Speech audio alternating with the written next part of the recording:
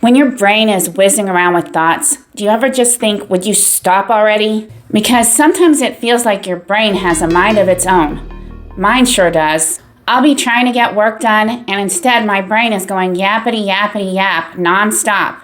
That noisy, repetitive chatter in your head, it has a name. It's called overthinking.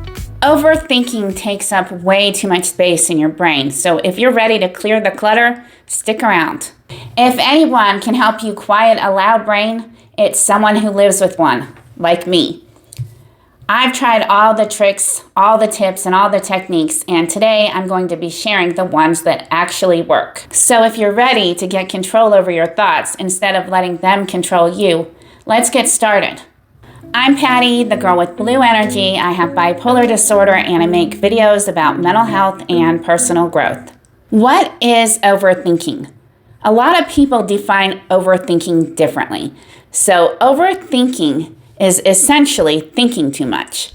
But it's more than that, because when you're studying for an exam, for example, you are going to be thinking a whole lot. You might even say you're thinking too much. But this isn't overthinking. Overthinking is non-productive thinking. So when you're using your brain for some non-productive, unhealthy type of thinking. Overthinking usually involves some type of thought loop or repetitive thinking. So you might be thinking about a mistake you made over and over. You might be overanalyzing a problem from every single direction. You might be analyzing someone's behavior. What does that mean? Are they mad at me? Over and over in your head. Those are the type of things that are considered overthinking. There are several types of overthinking, and I've probably done all of them. So the first one is decision making. We get what's called analysis paralysis. And instead of just making a decision, we will agonize over it and go over and over all the angles in our head. And it doesn't have to be a big decision either. We overthink the littlest things. I've been guilty of this myself in the past. Rumination. If you have bipolar disorder or major depression, you've probably experienced episodes of rumination. This is where you will play and replay something in your head over and over. Usually something negative, like you've made a mistake on, that you'll just dwell on over and over and over. Mind reading. I think a lot of us are guilty of this, and you probably, if you don't do it yourself, you've probably experienced it with friends.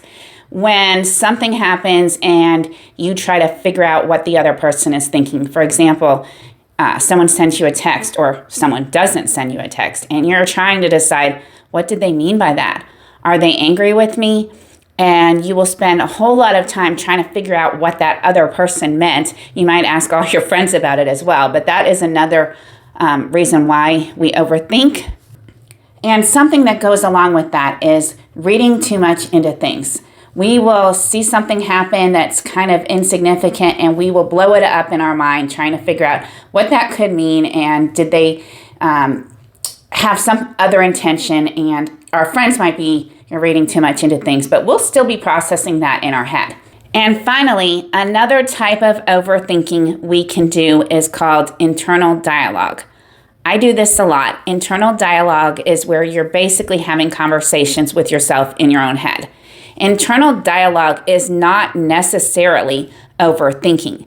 If you're having conversations in your head where you're just thinking about normal, everyday things, that's not really overthinking. That's perfectly normal. It's when you're having negative conversations or harmful conversations in your head, or you're dwelling on something in your internal dialogue. That's when it's considered overthinking. Why do we overthink? There are a few conditions that cause us to be more on alert and more cautious, which is one of the reasons why we think about things so much. And these are anxiety, depression, and trauma. Our brains basically get wired to be on high alert all the time. So when we have to make a decision or when something comes up, we will just overthink it. Perfectionism is another big one, and one I've struggled with. So we will overthink because we don't want to make a mistake, or we want to do it perfectly, and good enough isn't good enough. People with ADHD and bipolar disorder can overthink because of the way our brains work. So we will hyper-focus on something, and that can cause us to just go over it and go over it and go over it in overdrive mode. Our brains are also part of why we overthink.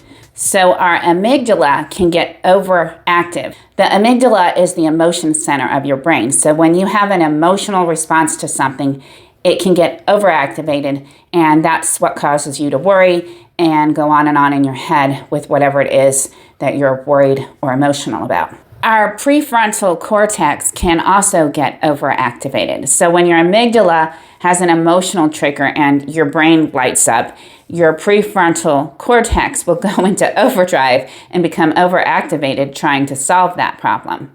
Another part of your brain that's involved in overthinking is called the DMN. This stands for Default Mode Network. The Default Mode Network is an interconnected regions of your brain that are responsible for inner thinking or your inner thoughts. So any type of introspecting, daydreaming, internal thoughts goes on there. And this part of your brain is much more active if you overthink. Overthinking is not just a nuisance or a mental distraction. It can also have effects on your brain and body. It can affect your memory, your concentration, and your focus. And you probably already know this. When you're having a bunch of conversations in your head, it's hard to pay attention to what's going on around you, which is why you can totally miss things people say because you're too busy thinking in your own head. It can also cause your cortisol levels to rise. Cortisol is the stress hormone, so you might see your heart rate go up or your muscles get tight, or you might have trouble sleeping, or you might get headaches because of the stress that's going on inside your own head. Overthinking can also increase inflammation, and this can lead to pain or a weaker immune system or fatigue. Another big concern for those of us who overthink is that it could put you at a higher risk of developing Alzheimer's disease. This is because the DNM is the same area of the brain where amyloid beta plaques accumulate, and these plaques have been linked to Alzheimer's disease. That area of the brain is more active in overthinkers, so that's why they think it might put you at a higher risk of developing Alzheimer's disease.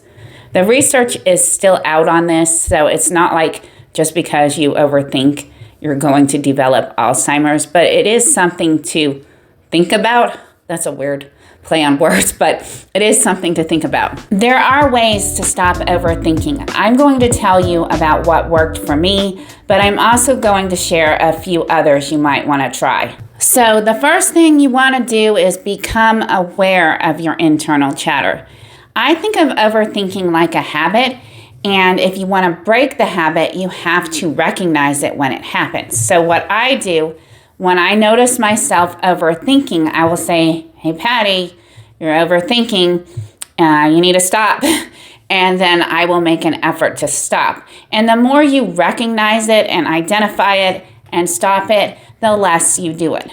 Another thing I do a lot is distraction. And this is because my brain is almost always on. There's almost always something going on in my brain. So just shutting it down is likely not going to happen. So I need my brain to do something else. A lot of times for me, I will listen to an audiobook or music or anything that takes my brain off of what I want to chatter on about and onto something more healthy. And this is a big tool for me so that I'm not having constant conversations in my head.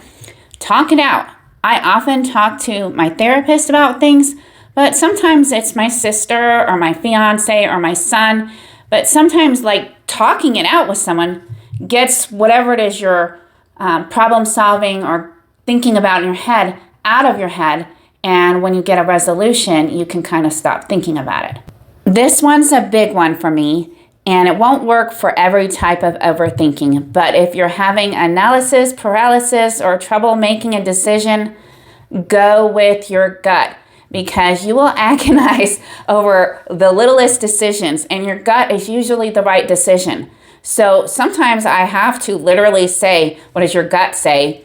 And go with it. But the more you just make the decision instead of dwelling on it, agonizing on it, thinking about it, the better off you are, because once the decision is made, you feel better and generally you stop thinking about it. Practice mindfulness. Mindfulness is something you need to practice, but it's basically where you're aware of your thoughts and feelings. So when you feel something, you identify it. You feel where you feel it in your body, and then you let it go without judgment. Breath work and meditation. Breath work you can do anywhere. So it just involves taking in a deep breath and blowing it out and paying attention to your breath when you do that. The focus should be on the exhale. When you're letting it out, that's when you let go of all your stress and tension. And if you stay focused on your breath, it'll take your brain out of the thinking chatter mode and focus it on your breath instead. Now, meditation is a good practice for teaching your brain to quiet down, because those of us that overthink struggle with this. And meditation could be a struggle for you if you've not done it before. But the more you do it, the better you get at quieting your brain.